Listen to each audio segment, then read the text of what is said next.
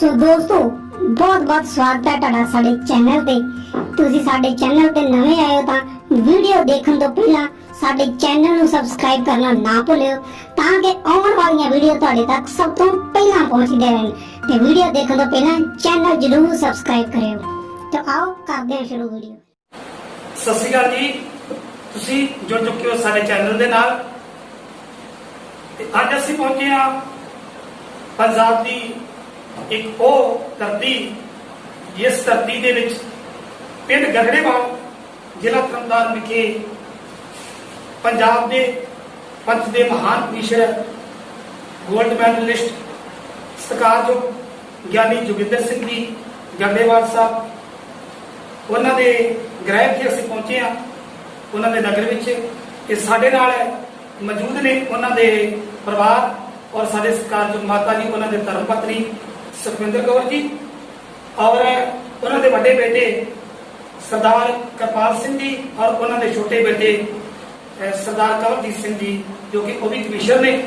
सो उन्होंने जीवनी बारे अज तुहाडे नाल असीं कुछ गल्लां करांगे। वाहिगुरू जी का खालसा वाहिगुरू जी की फतेह। दास वालों सारे परिवार वालों इस चैनल ते इन्हां वीरां दा धन्नवाद किया जाता है ਜਿਹੜੇ ਉਚੇਚੇ तौर ਤੇ ਸਾਡੇ ਗ੍ਰਹਿ ਵਿਖੇ ਸਵਰਗਵਾਸੀ ਗਿਆਨੀ ਜੋਗਿੰਦਰ ਸਿੰਘ ਗਗੜੇਵਾਲ ਉਹਨਾਂ ਦੀ ਜੀਵਨੀ ਬਾਰੇ ਪੜਤਾਲ ਕਰਨ ਵਾਸਤੇ ਆਏ ਨੇ, ਕਿਉਂਕਿ ਉਹਨਾਂ ਦੀ ਜੀਵਨੀ ਨੂੰ ਸੰਸਾਰ ਦੇ ਕੋਨੇ-ਕੋਨੇ ਉੱਪਰ ਪਹੁੰਚਾਇਆ ਜਾਵੇਗਾ। ਅੱਛਾ ਜੀ, ਗਿਆਨੀ ਕਰਪਾਲ ਸਿੰਘ ਜੀ, ਕਵੀਸ਼ਰਾਂ ਦੀ ਦੁਨੀਆ ਵਿੱਚ ਜੇ ਉਂਗਲਾਂ ਤੇ ਗਿਣੇ ਜਾਣ ਵਾਲੇ ਕਵੀਸ਼ਰਾਂ ਵਿੱਚੋਂ ਗੱਲ ਕਰੀਏ ਤੇ ਉਹਨਾਂ ਵਿੱਚੋਂ ਪੰਥਕ ਕਵੀਸ਼ਰ ਹੋਣ ਦੇ ਨਾਤੇ, ਵਿਦਵਾਨ ਹੋਣ ਦੇ ਨਾਤੇ ਤੁਹਾਡੇ ਸਤਿਕਾਰਯੋਗ ਪਿਤਾ ਜੀ ਗਿਆਨੀ ਜੋਗਿੰਦਰ ਸਿੰਘ ਜੀ ਗਗੜੇਵਾਲ ਦਾ ਨਾਮ ਮੂਹਰਲੀਆਂ ਕਤਾਰਾਂ ਵਿੱਚ ਆਉਂਦਾ ਹੈ। ਤੇ ਮੈਂ ਜਾਣਨਾ ਚਾਹਾਂਗਾ ਕਿ ਤੁਸੀਂ ਸੰਗਤਾਂ ਨੂੰ ਇਹ ਜਾਣਕਾਰੀ ਦਿਓ ਸਭ ਤੋਂ ਪਹਿਲਾਂ ਕਿ ਉਹਨਾਂ ਦਾ ਜਨਮ ਕਦੋਂ ਹੋਇਆ ਤੇ ਕਿੱਥੇ ਹੋਇਆ।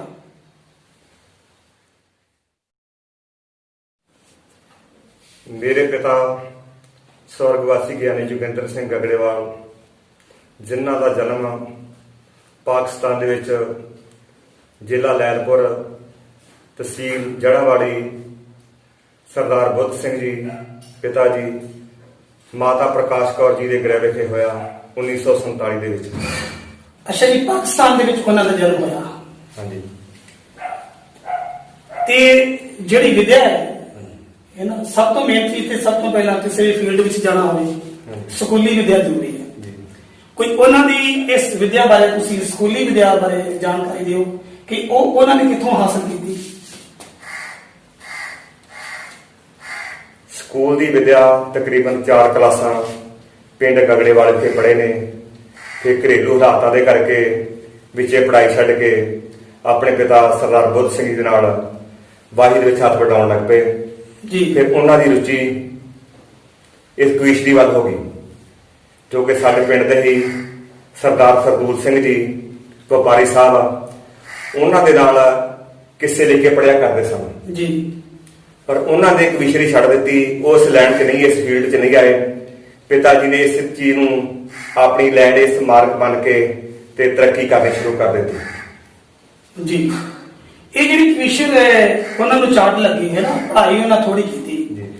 ये शायद अपने जीवन दी गल्लां जिहड़ियां ने ज्ञानी जी हुणी दसदे होणगे कि उन्होंने कितनी उम्र सी जदों वो इस कमिशन लैण दी उन्होंने चाट लगी कि मैं एक कमिशनरी जिहड़ी करनी है और इतिहास राही संतां दी सेवा करनी है। कोई इस बारे तुसीं सानूं दसो। तकरीबन उदों उन्हां दी उम्र 15-16 साल के करीब होगी जदों इस फील्ड दे विच आ गए। हौली हौली तरक्की करते करते फिर उन्होंने मालवे के प्रसिद्ध कविशर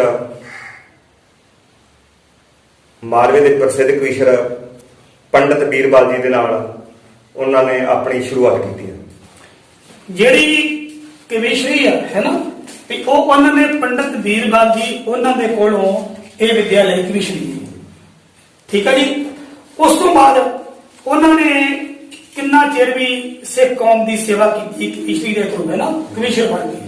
ਜਿਹੜਾ ਢਾਡੀ ਪ੍ਰਚਾਰ ਆਪਣੇ ਕਮਿਸ਼ਨ ਪ੍ਰਚਾਰਕ ਹੋਣ ਦਾ ਨਾਤਾ ਸੀ, ਜਿਹੜੀ ਆਪਣੀ ਜ਼ਿੰਮੇਵਾਰੀ ਸੰਭਾਲੀ ਉਹਨਾਂ ਨੇ ਜਥੇਦਾਰੀ ਦੀ, ਇਹ ਉਹਨਾਂ ਨੇ ਕਿਦੋਂ ਸੰਭਾਲੀ ਤੇ ਫਿਰ ਇਹ ਪ੍ਰਚਾਰਕ ਬਣਨ ਵਾਸਤੇ ਉਹਨਾਂ ਨੇ ਕਿਹਨਾਂ ਨੂੰ ਗੁਰੂ ਧਾਰਿਆ? ਵੇਖੋ ਜੀ, ਤਕਰੀਬਨ ਪੰਡਤ ਵੀਰਵਾਲ ਦੇ ਨਾਲ 15-20 ਸਾਲ ਲਗਾਤਾਰ ਉਹਨਾਂ ਨੇ ਕਵੀਸ਼ਰੀ ਕੀਤੀ ਆ ਜੀ। ਸਾਰੇ ਹੀ ਗੁਣ ਪੰਡਤ ਵੀਰਵਾਲ ਕੋਲੋਂ ਗ੍ਰਹਿਣ ਕੀਤੇ ਨੇ ਕਵੀਸ਼ਰੀ ਦੇ ਜੀ। ਤਕਰੀਬਨ 15 ਸਾਲ ਸੇਵਾ ਕਰਨ ਤੋਂ ਬਾਅਦ ਜੀ ਫਿਰ ਉਹਨਾਂ ਨੇ ਆਪਣਾ ਕਵੀਸ਼ਰ ਜਥਾ ਜੀ। ਤਿਆਰ ਕਰ ਲਿਆ ਜੀ।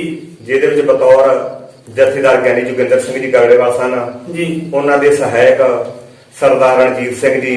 ਜੀ ਉਹ ਵਾਲੇ ਸਰਦਾਰ ਗੁਰਦਿਆਲ ਸਿੰਘ ਜੀ ਝੱਬੇ ਵਾਲੇ ਸਨ ਜੀ। ਨਹੀਂ, ਇਹ ਤਾਂ ਜਥਾ ਤਾਂ ਉਹਨਾਂ ਨੇ ਬਣਾ ਲਿਆ ਹੈ ਨਾ। ਹਾਂਜੀ। ਜਥਾ ਬਣਾ ਲਿਆ, ਕਮਿਸ਼ਨ ਜਥਾ ਬਣਾ ਲਿਆ, ਆਪ ਮਤਲਬ ਜਥੇਦਾਰ ਬਣ ਗਏ ਹੈ ਨਾ। ਜੀ। ਕਮਿਸ਼ਨ ਤੋਂ ਪ੍ਰਚਾਰਕ ਬਣਨਾ ਜੀ। ਲੇਕਿਨ ਇਹ ਪ੍ਰਚਾਰਕ ਬਣਨ ਵਾਸਤੇ ਕਮਿਸ਼ਨਰੀ ਉਹਨਾਂ ਸਿੱਖ ਲਈ ਵੀਰਵਾਲ ਜੀ ਕੋਲੋਂ ਹੈ ਨਾ। ਤੇ ਕਮਿਸ਼ਨ ਜਿਹੜਾ ਹੈ ਆਪਣੇ ਪ੍ਰਚਾਰਕ ਬਣਨ ਵਾਸਤੇ ਉਹਨਾਂ ਨੇ ਕਿਹਨਾਂ ਨੂੰ ਗੁਰੂ ਧਾਰਿਆ? ਫਿਰ ਉਹਨਾਂ ਨੇ ਤਕਰੀਬਨ ਪੰਥ ਦੇ ਮਹਾਨ ਢਾਡੀ ਸਰਮੌਰ ਢਾਡੀ ਜਿਹਨੂੰ ਕਿਹਾ ਜਾਵੇ, ਕੋਈ ਅਤਕਥਨੀ ਨਹੀਂ ਹੋਏਗੀ ਜੀ। ਜ਼ਿਲ੍ਹਾ ਗੁਰਦਾਸਪੁਰ ਬਟਾਲੇ ਦੇ ਨਜ਼ਦੀਕ ਪਿੰਡ ਪਾਖਰਪੁਰਾ ਪੈਂਦਾ ਹੈ। ਜੀ। ਉੱਥੋਂ ਦੇ ਪ੍ਰੋਫੈਸਰ ਗਿਆਨੀ ਮੂਲਾ ਸਿੰਘ ਜੀ ਨੂੰ ਆਪਣਾ ਪ੍ਰਚਾਰਕ ਦਾ ਉਸਤਾਦ ਧਾਰਿਆ। ਉਹਨਾਂ ਕੋਲ ਪ੍ਰਚਾਰਕ ਦੇ ਬਰੀਕੀਆਂ ਦੇ ਗੁਣ ਗ੍ਰਹਿਣ ਕੀਤੇ ਨੇ ਉਹਨਾਂ ਦੇ ਕੋਲੋਂ, ਸਵਰਗਵਾਸੀ ਗਿਆਨੀ ਮੂਲਾ ਸਿੰਘ ਜੀ ਪਾਖਰਪੁਰ ਦੇ ਕੋਲੋਂ। ਗਿਆਨੀ ਮੂਲਾ ਸਿੰਘ ਜੀ ਪਾਖਰਪੁਰੀ ਇੱਕ ਪੰਥ ਦੀ ਬਹੁਤ ਮਹਾਨ ਸ਼ਖਸੀਅਤ ਹੋਏ ਨੇ, ਬਹੁਤ ਕੁਝ ਕੋਟੀ ਦੇ ਪ੍ਰਚਾਰਕ ਹੋਏ ਨੇ। ਇੱਥੇ ਮੈਂ ਥੋੜੀ ਜਿਹੀ ਜ਼ਿਕਰ ਕਰ ਦਿਆਂ ਕਿ ਗਿਆਨੀ ਕਰਤਾਰ ਸਿੰਘ ਜੀ ਹੋਣਾ ਨੇ ਕਿਹਾ ਕਿ ਗੁਰਦਾਸਪੁਰ ਜ਼ਿਲ੍ਹੇ ਦਾ ਤੇ ਅੰਮ੍ਰਿਤਸਰ ਜ਼ਿਲ੍ਹੇ ਦਾ ਇੱਕ ਸਾਂਝਾ ਇਹ ਇੱਕ ਅੱਡਾ ਪੈਂਦਾ ਸਟੈਂਡ ਜੈਦੀਪੁਰ। ਜਿਹੜਾ ਜੈਦੀਪੁਰ ਹੈ ਉਹ ਗੁਰਦਾਸਪੁਰ ਜ਼ਿਲ੍ਹੇ ਵਿੱਚ ਪੈਂਦਾ ਹੈ, ਔਰ ਜਿਹੜਾ ਪਾਖਰਪੁਰਾ ਪਿੰਡ ਹੈ ਇਹ ਅੰਮ੍ਰਿਤਸਰ ਦੇ ਵਿੱਚ ਪੈਂਦਾ ਹੈ। ਇਸ ਕਰਕੇ ਬਿਲਕੁਲ ਇਹ ਜਿਹੜਾ ਹੱਦ ਦੇ ਉੱਪਰ ਹੈ ਜਿਹੜਾ ਪਿੰਡ। ਤੇ ਮੈਂ ਤੁਹਾਡੇ ਨਾਲ ਗੱਲ ਸ਼ੇਅਰ ਕਰ ਦਿਆਂ ਸਰੋਤਿਆਂ ਦੇ ਨਾਲ ਕਿ ਜਿਹੜਾ ਪਾਖਰਪੁਰਾ ਪਿੰਡ ਹੈ ਇਹ ਅੰਮ੍ਰਿਤਸਰ ਜ਼ਿਲ੍ਹੇ ਦਾ ਲਾਸਟ ਪਿੰਡ ਹੈ। ਉੱਥੋਂ ਅੱਗੇ ਗੁਰਦਾਸਪੁਰ ਜ਼ਿਲ੍ਹਾ ਸ਼ੁਰੂ ਹੁੰਦਾ ਹੈ। ਤੇ ਬਹੁਤ ਮਹਾਨ ਵਿਦਵਾਨ ਹੋਏ ਨੇ ਜੀ ਗਿਆਨੀ ਮੂਲਾ ਸਿੰਘ ਜੀ ਪਾਖਰਪੁਰੀ, ਜਿਨ੍ਹਾਂ ਦੀ ਮੈਂ ਤਾਂ ਸਮਝਾਂਗਾ ਕਿ ਇੱਕ ਸੰਤ ਮਹਾਂਪੁਰਸ਼ ਨਹੀਂ ਸੀ, ਕੋਈ ਅਤਕਥਨੀ ਨਹੀਂ, ਕਿਉਂਕਿ ਉਹਨਾਂ ਦਾ ਸਾਰੇ ਜਥੇਬੰਦੀਆਂ ਵਿੱਚ ਸਤਿਕਾਰ ਹੋਣਾ, ਸਭ ਸੰਪਰਦਾ ਦੇ ਵਿੱਚ ਸਤਿਕਾਰ ਹੋਣਾ ਇੱਕ ਉਹਨਾਂ ਦੀ ਇਹ ਵੱਖਰੀ ਪਹਿਚਾਣ ਸੀ। ਠੀਕ ਹੈ ਜੀ। ਤੁਹਾਨੂੰ ਇਹ ਯਾਦ ਹੋਵੇਗਾ ਕਿ ਉਹਨਾਂ ਨੇ ਕਿੰਨੀ ਕੁ ਦੇਰ ਉਹਨਾਂ ਕੋਲ ਜਾ ਕੇ ਜਾਂ ਜਦੋਂ ਵੀ ਜਾਣ ਦਾ ਉਹਨਾਂ ਨੂੰ ਮੌਕਾ ਮਿਲਦਾ ਰਿਹਾ? ਜਦੋਂ ਵੀ ਉਹਨਾਂ ਲੋੜ ਨੂੰ ਮਹਿਸੂਸ ਕੀਤਾ ਉਦੋਂ ਗਿਆਨੀ ਜੀ ਦੇ ਕੋਲੋਂ ਜਿਹੜੇ ਕੋਈ ਮੇਨ ਨੁਕਤੇ ਹੁੰਦੇ ਸੀਗੇ ਜਾ ਕੇ ਗ੍ਰਹਿਣ ਕਰਿਆ ਕਰਦੇ ਸਨ, ਕਿਉਂਕਿ ਉਹਨਾਂ ਨੂੰ ਗਿਆਨੀ ਜੀ ਨੂੰ ਇੱਕ ਉਸਤਾਦ ਦੇ ਨਾਲ ਪਿਤਾ ਜੀ ਦਾ ਵੀ ਦਰਜਾ ਉਹਨਾਂ ਦਿੱਤਾ ਸੀਗਾ। ਬੇਸ਼ੱਕ ਗਿਆਨੀ ਮੂਲਾ ਸਿੰਘ ਜੀ ਦੇ ਹੋਰ ਵੀ ਸ਼ਾਗਿਰਦ ਹੋਣਗੇ, ਪਰ ਸਭ ਤੋਂ ਜ਼ਿਆਦਾ ਪਿਆਰ, ਸਭ ਤੋਂ ਜ਼ਿਆਦਾ ਉਤਸ਼ਾਹ ਗਿਆਨੀ ਮੂਲਾ ਸਿੰਘ ਜੀ ਮੇਰੇ ਪਿਤਾ ਸਵਰਗਵਾਸੀ ਗਿਆਨੀ ਜੋਗਿੰਦਰ ਸਿੰਘ ਜੀ ਨਾਲ ਕਰਿਆ ਕਰਦੇ ਸਨ। ਹੁਣ ਸਰਦਾਰ ਕਰਮਜੀਤ ਸਿੰਘ ਜੀ ਇੱਕ ਤੁਹਾਡੇ ਕੋਲ ਅਸੀਂ ਸਵਾਲ ਪੁੱਛਣਾ ਚਾਹਾਂਗੇ ਕਿ ਕਈ ਵਾਰ ਹੁੰਦਾ ਹੈ ਕਿ ਘਰਾਂ ਦੇ ਮਾਹੌਲ ਐਸੇ ਹੁੰਦੇ ਨੇ ਜਿਸ ਤਰ੍ਹਾਂ ਸਾਡੀ ਕੋਈ ਜੱਦੀ ਪੁਸ਼ਤੀ ਕੋਈ ਚੀਜ਼ ਨਹੀਂ ਹੁੰਦੀ ਹੈ ਨਾ, ਉਹਦੇ ਵਿੱਚ ਤੁਸੀਂ ਲਾ ਲਓ ਜਿਸ ਤਰ੍ਹਾਂ ਕਿਸੇ ਦਾ ਬਾਪ ਢਾਡੀ ਸੀ, ਉਹਦੇ ਗਾੜੀ ਬੇਟੇ ਵੀ ਢਾਡੀ ਬਣ ਗਏ, ਕਮਿਸ਼ਨ ਸੀ ਉਹਦੇ ਕਮਿਸ਼ਨ ਬਣ ਗਏ ਹੈ ਨਾ। ਜਿਸ ਤਰ੍ਹਾਂ ਦਾ ਵੀ ਘਰ ਦੇ ਵਿੱਚ ਮਾਹੌਲ ਹੋਵੇ ਉਦਾਂ ਦਾ ਜਿਹੜਾ ਅਸਰ ਉਹ ਜਿਹੜਾ ਬੱਚਿਆਂ ਤੇ ਵੀ ਪੈਂਦਾ ਹੈ। ਕਿ ਉਹਨਾਂ ਦੀ ਕਮਿਸ਼ਨਰੀ ਦਾ ਜਿਹੜਾ ਪ੍ਰਭਾਵ ਹੈ ਉਹ ਤੁਹਾਡੇ ਤੇ ਵੀ ਮੇਰਾ ਖਿਆਲ ਪਿਆ ਹੈ ਨਾ। ਤੇ ਇਹ ਤੁਹਾਨੂੰ ਜਾਂ ਗਿਆਨੀ ਜੀ ਹੋਣਾ ਨੇ ਆਪ ਨਾਲ ਉਂਗਲੀ ਫੜ ਕੇ ਤੋਰਿਆ ਕਿ ਜਾਂ ਤੁਸੀਂ ਉਹਨਾਂ ਦੇ ਜਿਹੜੇ ਸਵਰਗਵਾਸ ਹੋਣ ਤੋਂ ਬਾਅਦ ਤੁਸੀਂ ਇਸ ਲਾਈਨ ਵਿੱਚ ਆਏ? ਨਹੀਂ ਜੀ, ਮੈਨੂੰ ਉਹਨਾਂ ਨੇ 2006 ਦੇ ਵਿੱਚ ਬਤੌਰ ਜਥੇਦਾਰ ਧਰਮ ਪ੍ਰਚਾਰ ਕਮੇਟੀ ਸ਼੍ਰੋਮਣੀ ਗੁਰਦੁਆਰਾ ਪ੍ਰਬੰਧਕ ਕਮੇਟੀ ਵਿੱਚ ਸੈਕਟਰ ਕਰਵਾਇਆ। ਅੱਛਾ ਜੀ ਮਾਤਾ ਜੀ, ਹੁਣ ਅਸੀਂ ਆਪ ਜੀਆਂ ਨੂੰ ਬੇਨਤੀ ਕਰਾਂਗੇ ਕਿ ਤੁਸੀਂ ਇਹ ਸਰੋਤਿਆਂ ਦੇ ਰੂਬਰੂ ਜਾਣਕਾਰੀ ਦਿਓ ਕਿ ਜਦੋਂ ਜਿਹੜਾ ਕਵੀਸ਼ਰ ਢਾਡੀ ਰਾਗੀ ਜਦੋਂ ਅਸੀਂ ਸਮਾਜ ਦੇ ਵਿੱਚ ਇਸ ਤਰ੍ਹਾਂ ਵਿਚਰਨ ਵਾਲੇ ਲੋਕਾਂ ਸਾਨੂੰ ਕਈ ਦਿਨ ਜਿਹੜਾ ਹੈ ਉਹ ਢਾਡੀ ਕਵੀਸ਼ਰਾਂ ਨੂੰ ਜਿਹੜਾ ਹੈ ਉਹ ਕਾਰੋਬਾਰ ਵੀ ਰਹਿਣਾ ਪੈਂਦਾ ਹੈ। ਜਿਸ ਤਰ੍ਹਾਂ ਹੁਣੇ ਤੁਹਾਡੇ ਬੇਟੇ ਨੇ ਜ਼ਿਕਰ ਕੀਤਾ ਕਿ ਉਹ 3 ਸਾਲ ਦਾ ਅਰਸਾ ਜਿਹੜਾ ਹੈ ਉਹ ਕੈਨੇਡਾ ਦੀ ਧਰਤੀ ਤੇ ਰਹੇ। ਤੇ ਕੀ ਉਹ ਜਦੋਂ ਕੈਨੇਡਾ ਦੀ ਧਰਤੀ ਤੇ ਰਹੇ ਜਾਂ ਇੱਧਰ ਪੰਜਾਬ ਵਿੱਚ ਉਹ ਪ੍ਰੋਗਰਾਮ ਕਰਨ ਵਾਸਤੇ ਕਿਤੇ 2-4 ਦਿਨ ਹਫ਼ਤਾ ਖੰਡ ਬਾਹਰ ਰਹਿੰਦੇ ਸੀ, ਉਦੋਂ ਤੁਹਾਨੂੰ ਕੋਈ ਇਕੱਲਾਪਨ ਮਹਿਸੂਸ ਹੁੰਦਾ ਸੀ ਉਹਨਾਂ ਦਾ? ਮੈਂ ਆਪਣੇ ਬੈਠੀ ਹਾਂ ਸੱਸ ਸਹੁਰੇ ਦੇ ਵਿੱਚ, ਬਾਕੀ ਬੱਚੇ ਮੇਰੇ ਕੋਲ ਸੀ ਜੀ। ਚਲ ਆਉਂਦਾ ਵਾ, ਪਰ ਮੇਰੇ ਸੱਸ ਸਹੁਰੇ ਨੇ ਮੇਰਾ ਬਥੇਰਾ ਸਾਥ ਦਿੱਤਾ। ਠੀਕ ਹੈ ਜੀ। ਮੇਰੇ ਕੋਲ ਰਹਿੰਦੇ ਰਹੇ। ਠੀਕ ਹੈ ਜੀ। ਹਾਂ, ਮੈਨੂੰ ਕੱਲ ਨਹੀਂ ਮਾਲੂਮ ਹੋਇਆ। ਠੀਕ ਹੈ ਜੀ। ਬਾਕੀ ਮੇਰੇ ਭੈਣ ਭਰਾ ਚੰਗੇ ਸੀ, ਠੀਕ ਹੈ ਜੀ। ਮੇਰਾ ਸਾਥ ਪੂਰਾ ਦਿੰਦੇ ਰਹੇ। ਠੀਕ ਹੈ ਜੀ। ਤੇ ਮਾਤਾ ਜੀ ਇੱਕ ਚੀਜ਼ ਦੇਖਣ ਨੂੰ ਮਿਲਦੀ ਹੈ ਕਿ ਅਸੀਂ ਕਈ ਵਾਰ ਸਾਨੂੰ ਵੀ ਉਹਨਾਂ ਦੇ ਦਰਸ਼ਨ ਕਰਨ ਨੂੰ ਮੌਕਾ ਮਿਲਿਆ। ਉਹ ਮਨ ਆਪਣੇ ਸੁਭਾਅ ਦੇ ਬਹੁਤ ਸੀ, ਹਾਂ, ਬਹੁਤ ਖੁਸ਼ ਰਹਿੰਦੇ ਸੀ। ਤੇ ਕੀ ਕਈ ਵਾਰ ਗ੍ਰਸਤੀ ਜੀਵਨ ਵਿੱਚ ਕਦੀ ਕਦੀ ਇਹ ਥੋੜੀ ਦੋਨਾਂ ਦੀਆਂ ਦੀ ਆਪੋ ਵਿੱਚ ਤੂੰ ਮੈਂ ਵੀ ਹੋ ਜਾਂਦੀ ਆ, ਤੇ ਕੋਈ ਤੁਹਾਡੀ ਇਦਾਂ ਦੀ ਕੋਈ ਗੱਲ ਨਹੀਂ ਸੀ ਕਦੀ ਹੋਈ? ਨਾ, ਕਦੇ ਨਹੀਂ ਸੀ ਹੋਈ, ਕਦੇ ਵਾਸਤੇ ਨਹੀਂ ਹੋਈ। ਮਰਨੀ ਮਰ ਗਿਆ, ਕਦੇ ਤੂੰ ਮੈਂ ਨਹੀਂ ਹੋਈ। ਨਾ ਕਦੇ ਉਹਨਾਂ ਮੈਨੂੰ ਮਾੜਾ ਆਖਿਆ ਜੀ। ਮੈਂ ਬਹੁਤ ਸੁੱਖ ਲਿਆ ਜੀ ਉਹਨਾਂ ਦੇ ਸਾਡੇ। ਉਹ ਜ਼ਿੰਦਗੀ 'ਚ ਨਹੀਂ ਮੈਨੂੰ ਬੋਲ ਸਕਦਾ ਸੁੱਖ। ਦੇਖੋ ਜੀ, ਇਹ ਤੁਹਾਡੇ ਪਰਿਵਾਰ, ਤੁਹਾਡੇ ਬੱਚੇ ਜਿੰਨੇ ਲਾਇਕ, ਹਾਂਜੀ, ਇਹਨਾਂ ਦੇ ਉਹਨਾਂ ਵਰਗਾ ਹੀ ਸੁਭਾਅ ਬੱਚਿਆਂ ਦਾ, ਤੁਹਾਡੇ ਪਰਿਵਾਰ ਦਾ ਮਿੱਠ ਮੁਰਲਾ ਸੁਭਾਅ, ਸਮਾਜ ਵਿੱਚ ਉਹਨਾਂ ਹੀ ਮਾਣ ਸਤਿਕਾਰ ਇਹਨਾਂ ਨੂੰ ਮਿਲ ਰਿਹਾ ਹੈ ਨਾ। ਹਾਂਜੀ। ਤੇ ਇਹ ਵੀ ਬੜੀ ਖੁਸ਼ੀ ਦੀ ਗੱਲ ਆ ਕਿ ਜਿਸ ਲਈ ਤੇ ਉਹ ਸੀ ਉਸੇ ਲਈ ਤੇ ਤੁਹਾਡੇ ਬੱਚੇ ਵੀ ਨੇ। ਇਸ ਗੱਲੋਂ ਮੈਂ ਬੜੀ ਖੁਸ਼ ਹਾਂ। ਬਹੁਤ ਮੇਰੀ ਜਾਨ ਸੌਖੀ ਆ ਜਿਹੜੇ ਮੇਰੇ ਬੱਚੇ ਚੰਗੀ ਲੀਹ 'ਚ ਤੁਰ ਪਏ ਆ, ਜਿਹੜੇ ਮਾੜੀ ਲੀਹ 'ਚ ਤੁਰੇ ਨਹੀਂ ਗਏ। ਜਿਹੜੀ ਲੀਹ 'ਚ ਉਹ ਜਾਂਦੇ ਸੀ ਉਸੇ ਲੀਹ 'ਚ ਇਹ ਤੁਰ ਪਏ ਆ। ਮੈਂ ਬੜੀ ਖੁਸ਼ ਹਾਂ ਬੱਚਿਆਂ ਦੇ ਉੱਤੇ ਆਪਣੇ। ਲਓ ਜੀ, ਸਤਿਕਾਰਯੋਗ ਮਾਤਾ ਜੀ ਸੁਖਵਿੰਦਰ ਕੌਰ ਜੀ, ਉਹਨਾਂ ਦੀ ਧਰਮ ਪਤਨੀ, ਕਿਉਂਕਿ ਉਹਨਾਂ ਦੇ ਜੀਵਨ ਸਾਥੀ ਸੀ, ਉਹਨਾਂ ਨੇ ਤੇ ਹਕੀਕਤ ਦੱਸ ਦਿੱਤੀ ਉਹਨਾਂ ਦੀ ਜ਼ਿੰਦਗੀ ਦੇ ਕਿ ਇੰਨਾ ਮਿੱਠ ਬੋਲਾ ਸੁਭਾਅ, ਔਰ ਇਹਨਾਂ ਦੇ ਨਾਲ ਵੀ ਸਵਰਗਵਾਸ ਹੁੰਦਿਆਂ ਤੱਕ ਵੀ ਜਿਹੜਾ ਗ੍ਰਸਤੀ ਜੀਵਨ ਆ ਬਹੁਤ ਆਨੰਦਮਈ ਬੀਤਿਆ। ਤੇ ਅਸੀਂ ਜਾਣਨਾ ਚਾਹਾਂਗੇ ਕਿ ਇਹਨਾਂ ਦੇ ਆਪਣੇ ਪਤੀ ਹੋਣ ਦੇ ਨਾਤੇ ਉਹਨਾਂ ਬਾਰੇ ਜਿਹੜਾ ਜੋ ਵੀ ਤੁਹਾਡੇ ਨਾਲ ਗੱਲਾਂ ਸਾਂਝੀਆਂ ਕੀਤੀਆਂ ਨੇ ਕਿ ਬਹੁਤ ਵਧੀਆ ਜਿਹੜਾ ਹੈ ਉਹ ਸਾਨੂੰ ਪੂਰੇ ਪਰਿਵਾਰ ਨੂੰ ਬਹੁਤ ਪਿਆਰ ਕਰਦੇ ਰਹੇ ਨੇ। ਬਟ ਅਸੀਂ ਹੁਣ ਗੱਲ ਕਰਦੇ ਹਾਂ ਉਹਨਾਂ ਦੇ ਉਹਨਾਂ ਦੇ ਪਰਿਵਾਰ, ਦੋਨੋਂ ਨੋਹਾਂ ਨੇ ਉਹਨਾਂ ਦੀਆਂ, ਵੱਡੀ ਛੋਟੀ, ਤੇ ਉਹਨਾਂ ਕੋਲ ਪੁੱਛਦੇ ਵੀ ਉਹਨਾਂ ਦਾ ਇਹਨਾਂ ਪ੍ਰਤੀ ਕਿੱਦਾਂ ਦਾ ਵਤੀਰਾ ਸੀ। ਭਾਜੀ ਬਹੁਤ ਚੰਗੇ ਸੀ, ਸਾਨੂੰ ਅਜੇ ਤੱਕ ਉਹਦੀ ਯਾਦ ਆਉਂਦੀ। ਸਾਨੂੰ ਕਦੀ ਉਹਨਾਂ ਮਾੜੀ ਚੰਗੀ ਨਹੀਂ ਆਖੀ। ਧੀਆਂ ਤੋਂ ਵੱਧ ਜਾਣਦੇ ਰਹੇ, ਧੀਆਂ ਹੀ ਬਣਾਇਆ ਸਾਨੂੰ। ਲਓ ਜੀ, ਉਹਨਾਂ ਦੇ ਧਰਮ ਪਤਨੀ ਮਾਤਾ ਜੀ ਨਾਲ ਗੱਲ ਹੋਈ, ਉਹਨਾਂ ਦੀ ਨੋਹਾਂ ਦੇ ਨਾਲ ਗੱਲ ਹੋਈ, ਤੇ ਹੁਣ ਅਸੀਂ ਉਹਨਾਂ ਦੀ ਵੱਡੀ ਪੋਤਰੀ ਸਰਦਾਰ ਕਿਰਪਾਲ ਸਿੰਘ ਜੀ, ਉਹਨਾਂ ਦੀ ਬੇਟੀ, ਅਸੀਂ ਉਹਨਾਂ ਕੋਲੋਂ ਵੀ ਇਹ ਜਾਣਨਾ ਚਾਹਾਂਗੇ ਕਿ ਇਹ ਬੇਟਾ ਤੁਹਾਡੇ ਦਾਦਾ ਜੀ ਤੁਹਾਨੂੰ ਕਿੰਨਾ ਕੁ ਪਿਆਰ ਕਰਦੇ ਸੀ ਜਾਂ ਕਿਵੇਂ ਦਾ ਵਤੀਰਾ ਸੀ ਤੁਹਾਡੇ ਨਾਲ? ਮੈਂ ਉਹਨਾਂ ਦੀ ਵੱਡੀ ਪੋਤਰੀ ਆ। ਉਹ ਮਤਲਬ ਸਾਰੇ ਬੱਚਿਆਂ ਨੂੰ ਬਹੁਤ ਪਿਆਰ ਕਰਦੇ ਸੀ। ਉਹਨਾਂ ਨੇ ਕਦੀ ਵੀ ਕਿਸੇ ਚੀਜ਼ ਦੀ ਕਮੀ ਨਹੀਂ ਹੋਣ ਦਿੱਤੀ। ਹਰ ਫੀਲਡ ਦੇ ਵਿੱਚ ਉਹਨਾਂ ਨੇ ਸਪੋਰਟ ਕੀਤੀ ਸੀ। ਹਰ ਕੰਮ ਦੇ ਵਿੱਚ ਉਹ ਮਤਲਬ ਹੈਲਪ ਕਰਦੇ ਸੀ ਸਾਰਿਆਂ ਦੀ।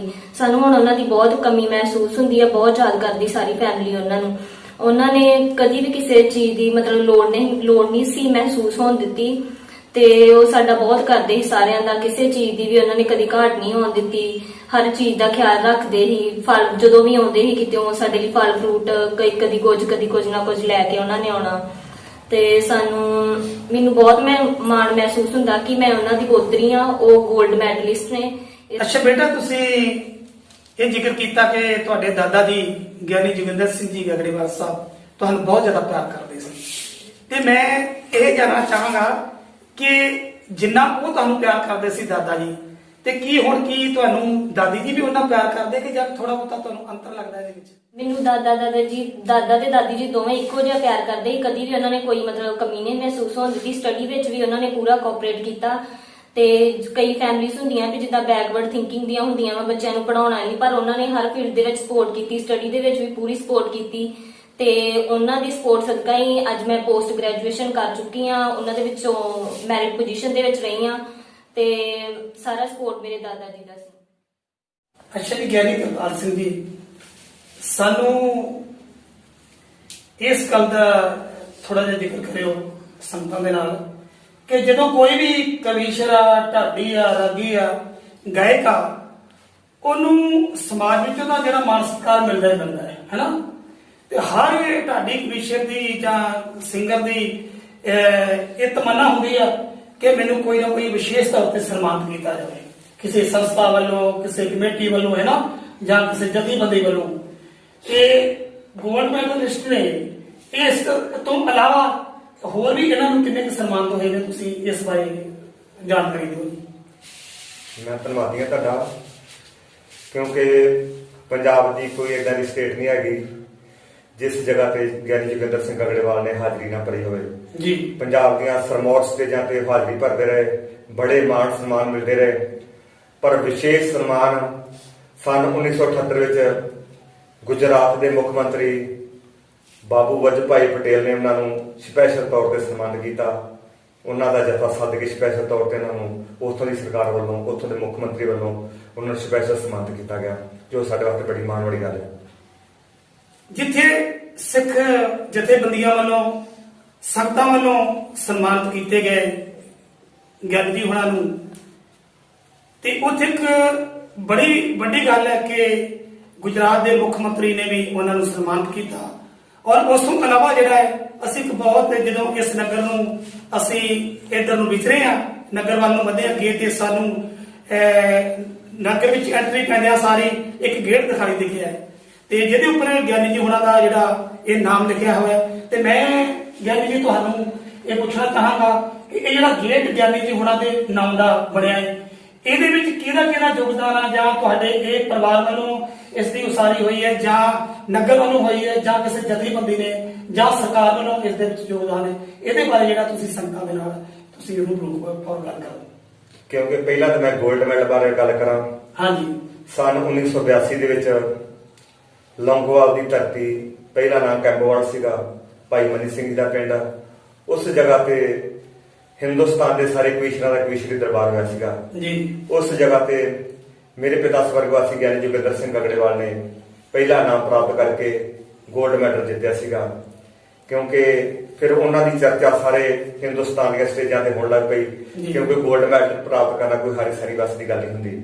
ਕਿਉਂ ਕਈ ਵਾਰ ਹੁੰਦਾ ਵਾ ਪ੍ਰਬੰਧਕ ਕਮੇਟੀਆਂ ਜਾਂ ਕੁਝ ਸੰਸਥਾਵਾਂ ਜਥੇ ਨੂੰ ਸੱਦ ਕੇ 골ਡ ਮੈਡਲ ਨਾਲ ਸਨਮਾਨਿਤ ਕਰ ਦਿੰਦੀਆਂ, ਪਰ ਇੱਕ ਹੁੰਦਾ ਵਾ ਜਿੱਥੇ ਜੱਜ ਬੈਠੇ ਹੁੰਦੇ ਆ, ਭਾਸ਼ਾ ਵਿਭਾਗ ਪਟਿਆਲਾ ਵੱਲੋਂ ਸਪੈਸ਼ਲ ਤੌਰ ਤੇ ਜੱਜ ਬੈਠੇ ਸੀਗੇ, ਉਹਨਾਂ ਕੱਲੇ ਜਥੇ ਦੀ ਜੱਜਮੈਂਟ ਕਰਕੇ ਜਿਹੜਾ ਯੋਗ ਸੀਗਾ ਉਹਨੂੰ 골ਡ ਮੈਡਲ ਨਾਲ ਸਨਮਾਨਿਤ ਕੀਤਾ। ਉਹਨਾਂ ਦੇ ਵਿੱਚ ਮੇਰੇ ਪਿਤਾ ਗਿਆਨੀ ਜੋਗਿੰਦਰ ਸਿੰਘ ਗਗੜੇਵਾਲ ਨੇ 골ਡ ਮੈਡਲ ਪ੍ਰਾਪਤ ਕੀਤਾ। ਪਰ ਜਦੋਂ ਉਹ 20 ਜਨਵਰੀ 2008 ਨੂੰ ਇਸ ਫਾਨੀ ਸੰਸਾਰ ਨੂੰ ਛੱਡ ਗਏ ਨੇ, ਉਹਨਾਂ ਦੀ ਅੰਤਮ ਅਰਦਾਸ ਤੇ ਪੰਜਾਬ ਸਰਕਾਰ ਵੱਲੋਂ, ਸ਼੍ਰੋਮਣੀ ਗੁਰਦੁਆਰਾ ਪ੍ਰਬੰਧਕ ਕਮੇਟੀ ਵੱਲੋਂ ਬੜਾ ਉਪਰਾਲਾ ਕੀਤਾ ਗਿਆ ਸੀਗਾ। ਵਿਸ਼ੇਸ਼ ਤੌਰ ਤੇ ਉਹਨੂੰ ਸ਼੍ਰੋਮਣੀ ਅਕਾਲੀ ਦਲ ਦੀ ਸਰਕਾਰ ਸੀਗੀ ਜੀ, ਉਸ ਸਮੇਂ ਦੇ MP ਡਾਕਟਰ ਰਤਨ ਸਿੰਘ ਜੀ ਅਜਨਾਲਾ ਵਿਸ਼ੇਸ਼ ਤੌਰ ਤੇ ਉਹਨਾਂ ਦੀ ਅੰਤਮ ਅਰਦਾਸ ਭੋਗ ਵਿੱਚ ਪਹੁੰਚੇ ਸਨ, ਤੇ ਉਹਨਾਂ ਵੱਲੋਂ ਐਲਾਨ ਕੀਤਾ ਗਿਆ ਸੀਗਾ ਇੱਕ ਸਾਡੇ ਘਰ ਨੂੰ ਆਉਣ ਵਾਲੇ ਦਾ ਪਿਆ ਸੀਗਾ 3 ਕਿੱਲੇ ਦਾ, ਉਹ ਉਹਨਾਂ ਨੇ ਪੱਕਾ ਕਰਵਾਇਆ, ਤੇ ਇੱਕ ਉਹਨਾਂ ਦੇ ਨਾਮ ਤੇ ਗੇਟ ਜਿਹੜਾ ਉਹ ਰੋਡ ਦੇ ਉੱਪਰ ਹੈ, ਉਹਨਾਂ ਦੇ ਨਾਮ ਤੇ MP ਡਾਕਟਰ ਰਤਨ ਸਿੰਘ ਜੀ ਅਜਨਾਲਾ ਨੇ ਬਣਾਇਆ। ਇਹ ਜੀ ਇੱਕ ਬਹੁਤ ਵੱਡੀ ਗੱਲ ਹੈ ਕਿ ਬਾਕੀ ਮਾਨ ਸਨਮਾਨ ਤੇ ਜਿਹੜੇ ਨੇ ਉਹ ਸਾਡੇ ਘਰ ਵਿੱਚ ਸਾਡੇ ਪਰਿਵਾਰ, ਸਾਡਾ ਰਿਸ਼ਤੇਦਾਰ ਦੇਖੇਗਾ, ਹੈ ਨਾ ਜੀ।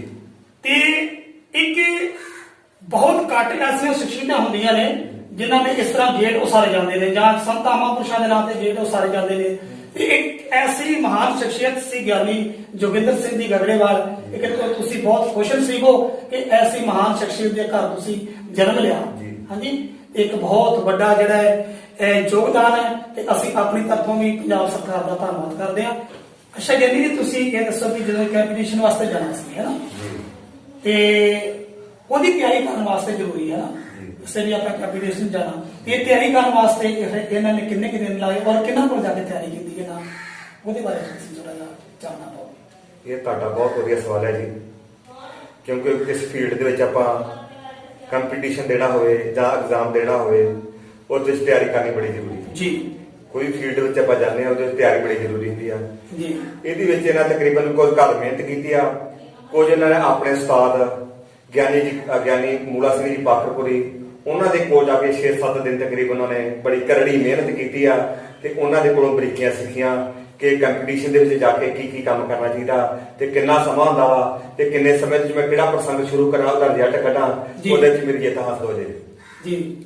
ਫਿਰ ਨੰਬਰ 2, ਤਿਆਰੀ ਕਰਕੇ ਇਹਨਾਂ ਨੇ ਗੁਰੂ ਅਰਜਨ ਦੇਵ ਮਹਾਰਾਜ ਦੇ ਪਾਵਨ ਮੁਬਾਰਕ ਚਰਨ ਸ੍ਰੀ ਧੰਨ ਸਾਹਿਬ ਅਰਦਾਸ ਕੀਤੀ ਸੱਚੇ ਪਾਤਸ਼ਾਹ ਜੀ, ਇਸ ਕੰਪੀਟੀਸ਼ਨ ਵਿੱਚ, ਇਸ ਮੁਕਾਬਲੇ ਵਿੱਚ ਸਾਡੀ ਜਿੱਤ ਹੋ ਜਾਵੇ ਜੀ, ਤੇ ਜੋ ਵੀ ਮਾਣ ਸਨਮਾਨ ਹੋਵੇਗਾ ਉਹ ਗੁਰੂ ਅਰਜਨ ਦੇਵ ਮਹਾਰਾਜ ਦੇ ਦਰਬਾਰ ਤੇ ਅਸੀਂ ਚੜਾਵਾਂਗੇ। ਕੀ ਬਾਤ ਹੈ। ਅਰਦਾਸ ਕਰਕੇ ਬਿਰਥੀ ਕਹਦੇ ਨਾ ਹੋਵੇ ਜਨ ਕੀ ਅਰਦਾਸ, ਨਾਨਕ ਜੋਰ ਗੋਬਿੰਦ ਕਾ ਪੂਰਨ ਗੁਣਤਾਸ। ਕਿਉਂਕਿ ਅਕਾਲ ਪੁਰਖ ਦੇ ਚਰਨਾਂ 'ਚ ਕੀਤੀ ਹੋਈ ਅਰਦਾਸ ਕਦੀ ਬਿਰਥੀ ਨਹੀਂ ਜਾਂਦੀ। खुदा करता है मंजूर, दुआ जब दिल से होती है, मुश्किल तो यही है जे मुश्किल से होती है। कि मैं अरदास गुरु अर्जन देव महाराज के मुबारक चरणों च मंजूर हो गया। सतगुਰਾਂ ਦਾ ਓਟ ਆਸਰਾ ਲੈ ਕੇ सन 1982 ਵਿੱਚ ਲੌਂਗੋਵਾਲ ਦੀ ਧਰਤੀ ਵਿਖੇ ਹਿੰਦੁਸਤਾਨ ਦੇ ਕਵੀਸ਼ਰਾਂ ਦਾ ਕੰਪੀਟੀਸ਼ਨ ਸੀ, ਮੁਕਾਬਲਾ ਸੀਗਾ। ਸਾਰੇ ਕਵੀਸ਼ਰ ਸੱਜ ਤੱਜ ਕੇ ਆਪੋ ਬੜੀ ਤਿਆਰੀ ਕਰਕੇ ਆਏ ਸਨ ਜੀ। ਪਿਤਾ ਜੀ ਇੱਥੇ ਆਣ ਕੇ ਦੱਸਿਆ ਕਰਦੇ ਸਨ ਕਿ ਉਹ ਜਦੋਂ ਆਪਣੇ ਵੱਡੇ ਵੱਡੇ ਕਵੀਸ਼ਰਾਂ ਵੱਲ ਵੇਖਦਾ ਸਾਂ ਕਿ ਮਨ ਚ ਸੋਚਦਾ ਜੋਗਿੰਦਰ ਸਾਹਿਬ ਤੇਰਾ ਨੰਬਰ ਕਿੱਥੇ ਆਵੇਗਾ ਜੀ। ਪਰ ਅਕਾਲ ਪੁਰਖ ਜਿਸ ਵੱਲ ਸਾਹਿਬ ਹੋਏ ਉਹਨੂੰ ਕੋਈ ਚੀਜ਼ ਦੀ ਘਾਟ ਨਹੀਂ ਜੀ।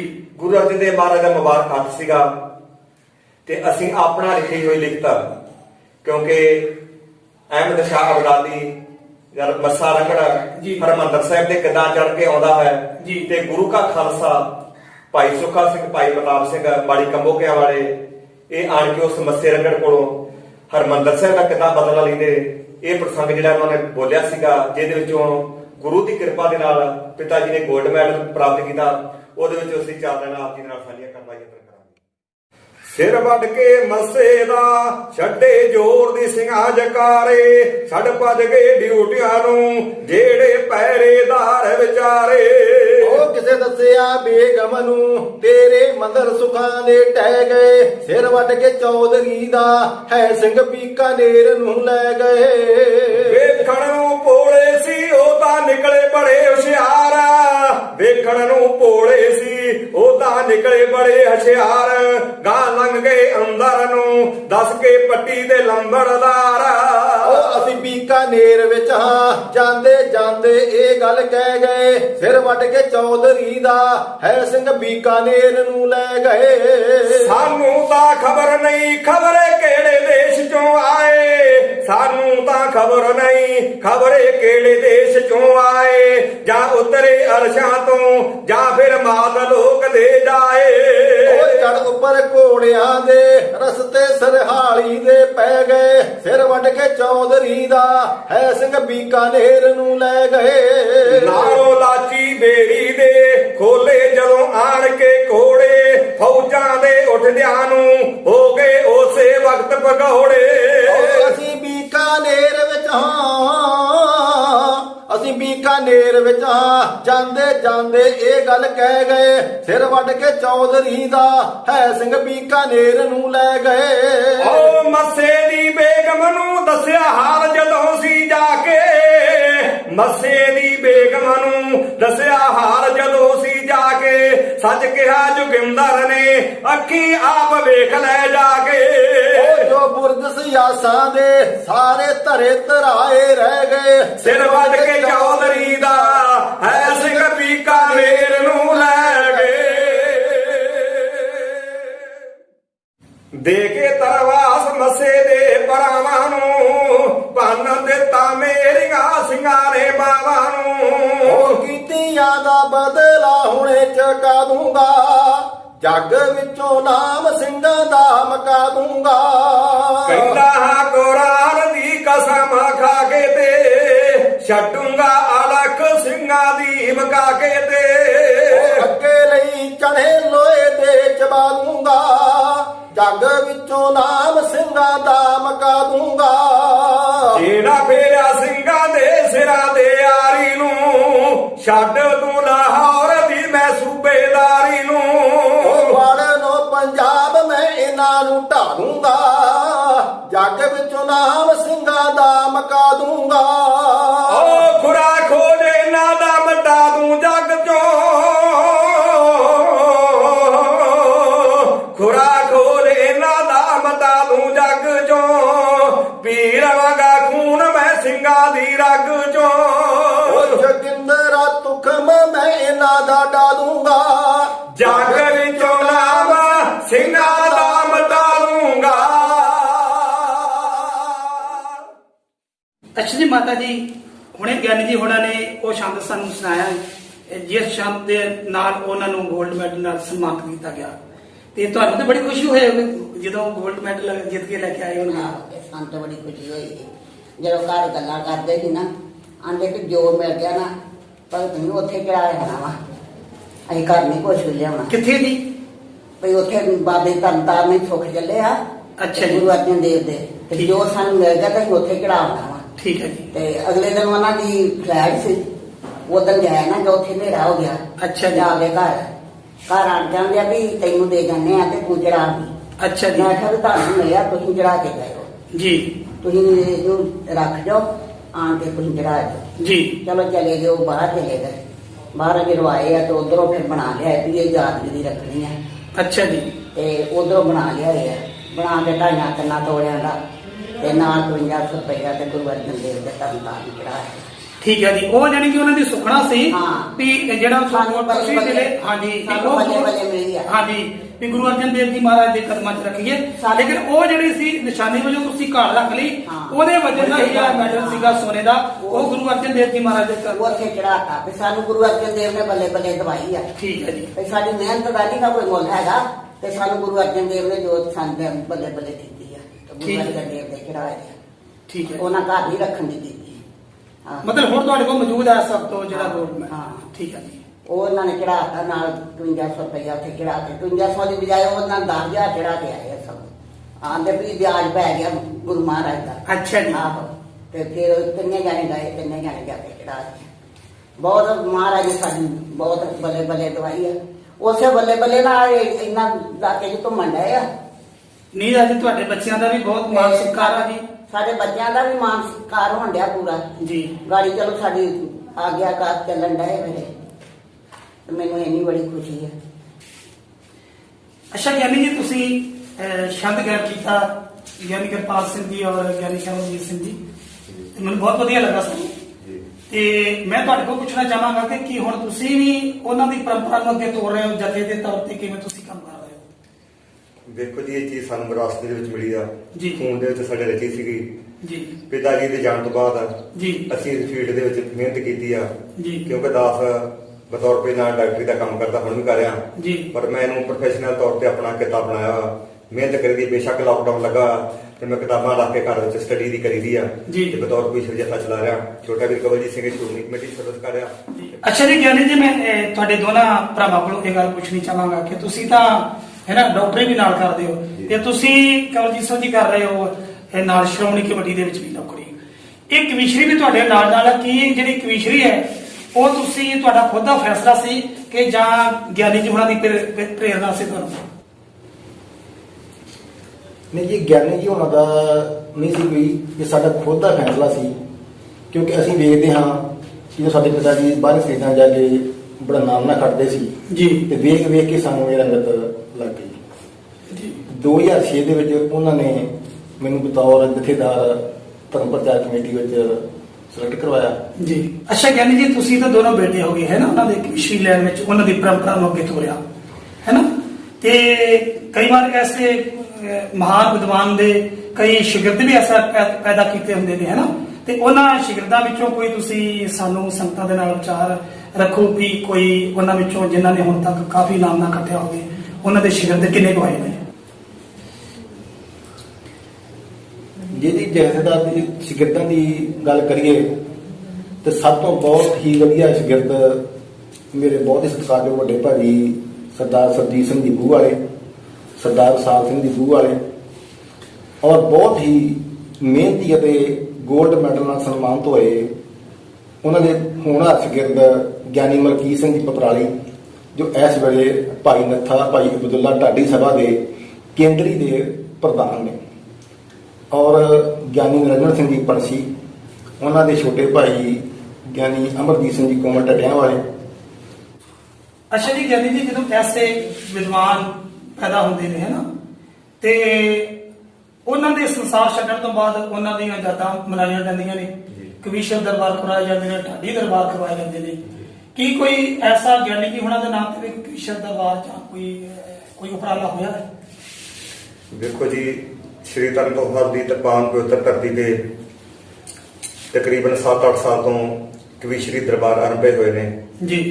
ਹਰ ਸਾਲ ਕਦੀ ਕਿਸੇ ਕਵੀਸ਼ਰ ਦਾ ਅਵਾਰਡ ਕਿਸੇ ਨੂੰ ਦਿੱਤਾ ਜਾਂਦਾ, ਕਦੀ ਕਿਸੇ ਦਾ ਕਿਸੇ ਨੂੰ ਦਿੱਤਾ ਜਾਂਦਾ ਜੀ। ਪਰ 2 ਸਾਲ ਪਹਿਲਾਂ ਅੱਜ ਤੋਂ ਗਿਆਨੀ ਜੋਗਿੰਦਰ ਸਿੰਘ ਗਗੜੇਵਾਲ ਦਾ ਅਵਾਰਡ ਗਿਆਨੀ ਲਖਵੀਰ ਸਿੰਘ ਮਸਤ ਨੂੰ ਦਿੱਤਾ ਗਿਆ ਜੀ। ਤੇ ਇਸ ਵਾਰ ਵੀ ਉਹਨਾਂ ਦੇ ਨਾਂ ਤੇ ਕਵੀਸ਼ਰੀ ਦਰਬਾਰ ਸ੍ਰੀ ਤਰਨਤਾਰਨ ਸਾਹਿਬ ਦੀ ਪਾਵਨ ਪਵਿੱਤਰ ਧਰਤੀ ਤੇ ਹੋਣਾ ਸੀਗਾ, ਪਰ ਲਾਕਡਾਊਨ ਹੋਣ ਕਰਕੇ ਨਹੀਂ ਹੋ ਸਕਿਆ। ਸਾਡੇ ਵੱਲੋਂ ਵੀ ਬੜੀ ਕੋਸ਼ਿਸ਼ ਹੈ ਕਿ ਆਉਣ ਵਾਲੇ ਸਮੇਂ 'ਚ ਜਦੋਂ ਲੋਕਡਾਊਨ ਖੁੱਲੇਗਾ ਅਸੀਂ ਵੱਧ ਚੜ ਕੇ ਹਿੱਸਾ ਪਾ ਕੇ ਕਵੀਸ਼ਰੀ ਦਰਬਾਰ 'ਚ ਕਰਾਵਾਂਗੇ। ਠੀਕ ਹੈ ਜੀ। ਤੇ ਤੁਸੀਂ ਹੁਣ ਸਾਨੂੰ ਇੱਕ ਜ਼ਰੂਰੀ ਗੱਲ ਦੱਸੋ ਕਿ ਤੁਸੀਂ ਤਾਂ ਗਿਆਨੀ ਜੀ ਦੇ ਬੱਚੇ ਹੋ, ਹੈ ਨਾ, ਕਿ ਉਹਨਾਂ ਦੀ ਲੀਹ ਤੇ ਚੱਲ ਪਏ, ਤੇ ਤੁਸੀਂ ਆਪਣੇ ਜਿਹੜੇ ਅੱਗੇ ਬੱਚੇ ਨੇ ਉਹਨਾਂ ਬਾਰੇ ਤੁਸੀਂ ਕੀ ਸੋਚ ਰਹੇ ਹੋ? ਉਹਨਾਂ ਦਾ ਭਵਿੱਖ ਕਿਵੇਂ ਦਾ ਹੋਣਾ ਚਾਹੀਦਾ? ਉਸ ਇਸ ਫੀਲਡ ਵਿੱਚ ਆਉਣਗੇ ਜਾਂ ਨਹੀਂ ਆਉਣਗੇ? ਵੇਖੋ ਜੀ, ਮੇਰੇ 2 ਬੱਚੇ ਨੇ, ਇੱਕ ਬੇਟਾ ਤੇ ਇੱਕ ਬੇਟੀ ਜੀ। ਬੇਟੀ ਵੱਡੀ ਆ, ਪੋਸਟ ਗ੍ਰੈਜੂਏਸ਼ਨ ਕੀਤੀ ਉਹਨੇ, BA ਕਰਕੇ MA ਕਰ ਲਈ ਆ ਜੀ। ਤੇ ਬੇਟਾ ਮੇਰਾ ਕੈਨੇਡਾ ਦੇ ਵਿੱਚ ਪੜ੍ਹਾਈ ਦੇ ਤੌਰ ਤੇ ਗਿਆ, ਗੁਰੂ ਦੀ ਕਿਰਪਾ ਦੇ ਨਾਲ ਪੜ੍ਹਾਈ ਪੂਰੀ ਹੋ ਗਈ ਆ ਜੀ। ਉਹਨੇ ਉੱਥੇ ਸੈਟਲ ਹੋ ਜਾਣਾ ਜੀ। ਤੇ ਮੇਰੇ ਖਿਆਲ ਦੇ ਨਾਲ ਸ਼ਾਇਦ ਨਹੀਂ ਆਵੇਗਾ ਇਸ ਫੀਲਡ ਦੇ ਵਿੱਚ। ਤੇ ਸਾਡੀ ਕੋਸ਼ਿਸ਼ ਹੋਊਗੀ ਵੀ ਬੇਸ਼ੱਕ ਸਾਡੇ ਪਰਿਵਾਰ ਦਾ ਨਾ ਕੋਈ ਮੈਂਬਰ ਆਵੇ, ਪਿੰਡ ਵਿੱਚੋਂ ਕੋਈ ਨਾ ਕੋਈ ਅਸੀਂ ਪੈਦਾ ਕਰਨ ਦਾ ਯਤਨ ਕਰਾਂਗੇ।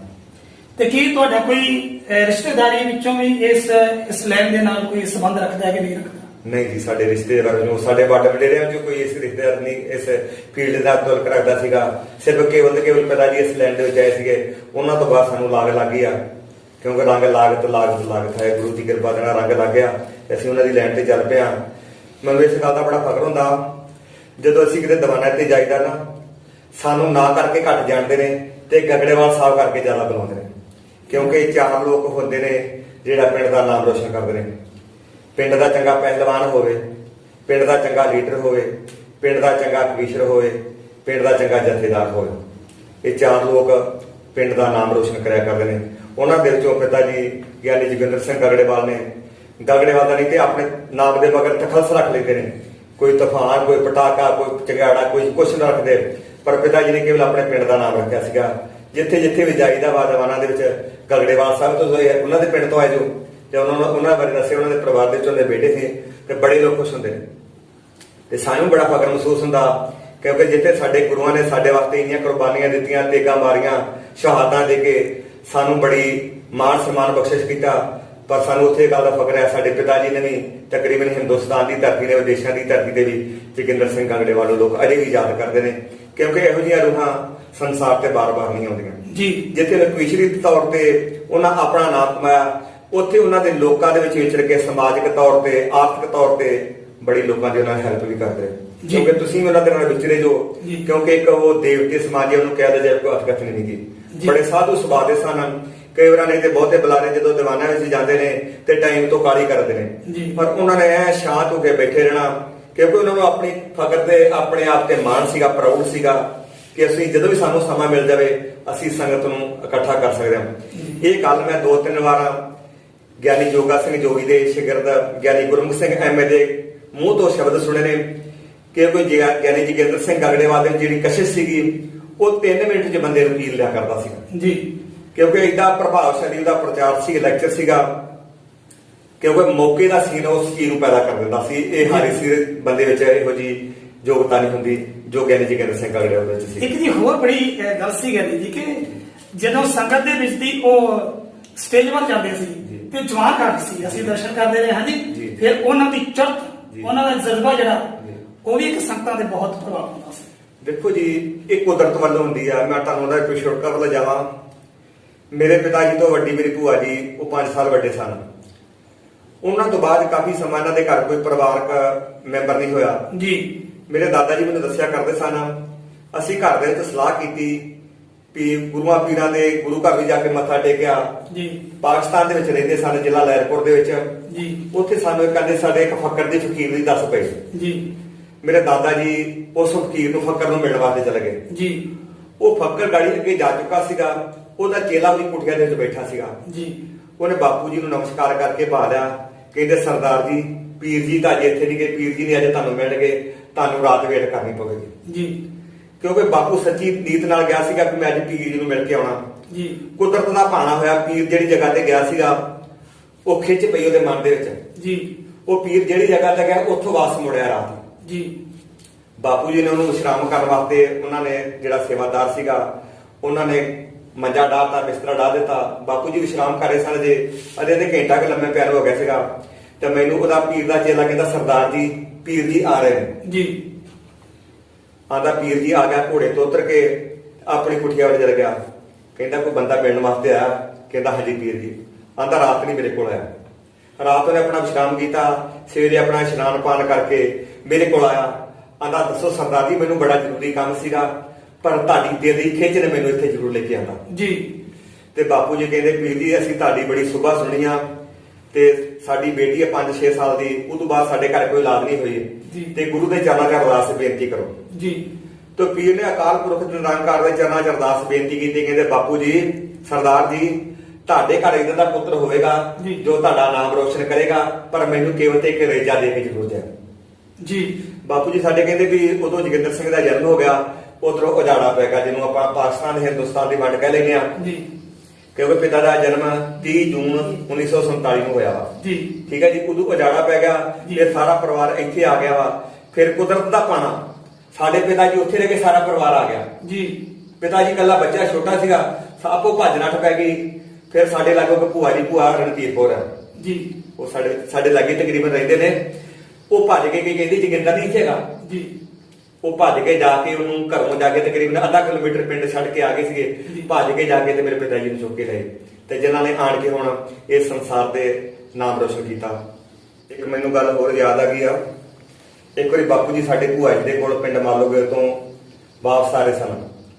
ਬਟਾਲੇ 'ਚ ਜਦੋਂ ਬੱਸ ਤੇ ਬੈਠੇ ਤੇ ਸੀਟ ਦੇ ਉੱਪਰ ਬਾਪੂ ਜੀ ਬਹਿ ਗਏ। ਇੱਕ ਲਾਗੇ ਨੌਜਵਾਨ ਆ ਕੇ ਬੈਠਾ, ਕਹਿੰਦਾ ਬਾਪੂ ਜੀ ਤੁਹਾਡਾ ਕਿਹੜਾ ਪਿੰਡ ਆ? ਬਾਪੂ ਜੀ ਕਹਿੰਦਾ ਗਗੜੇਵਾਲ ਜੀ। ਜੀ। ਉਹ ਨੌਜਵਾਨ ਕਹਿੰਦਾ ਜਿਹੜਾ ਜੋਗਿੰਦਰ ਸਿੰਘ ਗਗੜੇਵਾਲ ਦਾ ਪਿੰਡ ਹੈ ਜੀ। ਜੀ। ਤੇ ਬਾਪੂ ਜੀ ਨੇ ਬੜੇ ਫਖਰ ਨਾਲ ਕਿਹਾ ਜੀ ਉਹ ਮੇਰਾ ਪੁੱਤਰ ਹੈ, ਮੇਰਾ ਬੇਟਾ ਵਾ। ਤੇ ਉਸ ਨੌਜਵਾਨ ਨੇ ਬਾਪੂ ਜੀ ਦੇ ਚਰਨ ਫੜ ਲਏ। ਕਹਿੰਦੇ ਬਾਪੂ ਜੀ ਧੰਨ ਜੋ ਤੁਸੀਂ ਜਿਨ੍ਹਾਂ ਨੇ ਇਹੋ ਜਿਹਾ ਪੁੱਤਰ ਪੈਦਾ ਕੀਤਾ। ਇਹੋ ਜਿਹੇ ਸੀਗੇ ਕਹਿੰਦੇ ਜੋਗਿੰਦਰ ਸਿੰਘ ਜੀ ਗਗੜੇਵਾਲ ਜਿਨ੍ਹਾਂ ਦੀਆਂ ਯਾਦਾਂ ਪਹਿਲਾਂ ਵੀ ਸੀਗੀਆਂ, ਕਿਉਂਕਿ ਇਹੋ ਜਿਹੇ ਇਨਸਾਨ ਜਿਹੜੇ ਸੰਸਾਰ ਤੋਂ ਜਾ ਕੇ ਵੀ ਸਦਾ ਜੀਵਤ ਰਹਿੰਦੇ, ਕਿਉਂਕਿ ਬੰਦੇ ਦੀਆਂ ਯਾਦਾਂ ਹੀ ਉਹਦੇ ਨਾਲ ਜਾਂਦੀਆਂ ਨੇ ਤੇ ਯਾਦਾਂ ਹੀ ਬੰਦੇ ਦੀਆਂ ਬਾਅਦ ਚ ਰਹਿੰਦੀਆਂ ਨੇ। ਕਿਉਂਕਿ ਇਨਸਾਨ ਨੂੰ ਜ਼ਿੰਦਗੀ ਦੇ ਵਿੱਚ ਸੰਸਾਰ ਦੇ ਵਿੱਚ ਵਿਚਰਦਿਆਂ ਹਮੇਸ਼ਾ ਚੰਗੇ ਕੰਮ ਕਰਨੇ ਚਾਹੀਦੇ ਨੇ, ਕਿਉਂਕਿ ਬਾਅਦ ਜਾਣ ਤੋਂ ਬਾਅਦ ਲੋਕ ਤੁਹਾਨੂੰ ਯਾਦ ਕਰਨ ਕਿ ਫਲਾਣਾ ਇਨਸਾਨ ਸੰਸਾਰ ਦੇ ਵਧੀਆ ਕੰਮ ਕਰਕੇ ਗਿਆ। ਕਿਉਂਕਿ ਜਿੱਥੇ ਅਸੀਂ ਪਰਿਵਾਰਕ ਤੌਰ ਤੇ ਆਪਣੇ ਪਰਿਵਾਰ ਦਾ ਕੰਮ ਕਰਦੇ ਹਾਂ, ਉਸੇ ਸਾਨੂੰ ਸਾਡਾ ਫਰਜ਼ ਬਣਦਾ ਸਮਾਜ ਵਿੱਚ ਵਿਚਰਦਿਆਂ ਸਾਰੇ ਲੋਕਾਂ ਦੀ ਭਲਾਈ ਵਾਸਤੇ ਕੰਮ ਕਰਨੇ ਚਾਹੀਦੇ ਨੇ। ਲਓ ਜੀ, ਸਾਨੂੰ ਬਹੁਤ ਫਖਰ ਮਹਿਸੂਸ ਹੋਇਆ। ਇੱਕ ਬਹੁਤ ਵਿਦਵਾਨ ਦਾ ਦੋ ਲਾਈਨਾਂ ਨੇ ਕਹਿੰਦਾ कि जिंदगी के मेले से कम ना होंगे, जिंदगी के मेले से कम ना होंगे, अफसोस दुनिया तो होगी लेकिन हम ना होंगे। आज बेशक ਗਿਆਨੀ ਜੋਗਿੰਦਰ ਸਿੰਘ ਜੀ ਇਸ ਸੰਸਾਰ ਵਿੱਚ ਨਹੀਂ, ਲੇਕਿਨ ਉਹਨਾਂ ਦੀਆਂ ਜਿਹੜੀਆਂ ਯਾਦਾਂ ਨੇ ਉਹ ਪੂਰੇ ਸਮਾਜ ਦੇ ਵਿੱਚ ਪੂਰੇ ਸੰਸਾਰ ਦੇ ਨਾਲ ਲੋਕਾਂ ਦੇ ਦਿਲਾਂ ਦੇ ਵਿੱਚ ਉਹ ਜੁੜੀਆਂ ਪਈਆਂ ਨੇ ਤੇ ਉਹਨਾਂ ਦੇ ਪਰਿਵਾਰ ਨੂੰ ਵੀ ਬਹੁਤ ਮਾਣ ਸਤਿਕਾਰ ਮਿਲ ਰਿਹਾ। ਸਾਨੂੰ ਬਹੁਤ ਖੁਸ਼ੀ ਹੋਈ ਉਹਨਾਂ ਦੇ ਪਰਿਵਾਰ ਨਾਲ ਮਿਲ ਕੇ ਔਰ ਉਹਨਾਂ ਦੀ ਜੀਵਨੀ ਬਾਰੇ ਜਾਣਕਾਰੀ ਲੈ ਕੇ। ਅਸੀਂ ਆਪਣੇ ਆਪ ਨੂੰ ਇਹ ਫਖਰ ਸਮਝਦੇ ਹਾਂ ਆਪਣੇ ਆਪ ਤੇ। ਸੋ ਇਸ ਦੇ ਨਾਲ ਹੀ ਸਮੁੱਚੇ ਪਰਿਵਾਰ ਦਾ ਅਸੀਂ ਧੰਨਵਾਦ ਕਰਦੇ ਹਾਂ। ਸੋ ਮਿਹਰਬਾਨੀ ਜੀ ਗਿਆਨੀ ਕਿਰਪਾਲ ਸਿੰਘ ਜੀ, ਗਿਆਨੀ ਹਰਜੀਤ ਸਿੰਘ ਜੀ ਔਰ ਸਮੁੱਚੇ ਪਰਿਵਾਰ, ਮੇਰੀਆਂ ਭੈਣਾਂ, ਸਾਡੀ ਮਾਤਾ ਜੀ, ਕਿ ਤੁਸੀਂ ਸਾਨੂੰ ਸਮਾਂ ਦਿੱਤਾ ਔਰ ਗਿਆਨੀ ਜੀ ਹੋਣਾ ਦੀ ਜੀਵਨੀ ਬਾਰੇ ਸਾਨੂੰ ਜਿਹੜਾ ਉਚਾਰਨਾ ਪਾਇਆ। ਸੋ ਮਿਹਰਬਾਨੀ। ਵਾਹਿਗੁਰੂ ਜੀ ਕਾ ਖਾਲਸਾ, ਵਾਹਿਗੁਰੂ।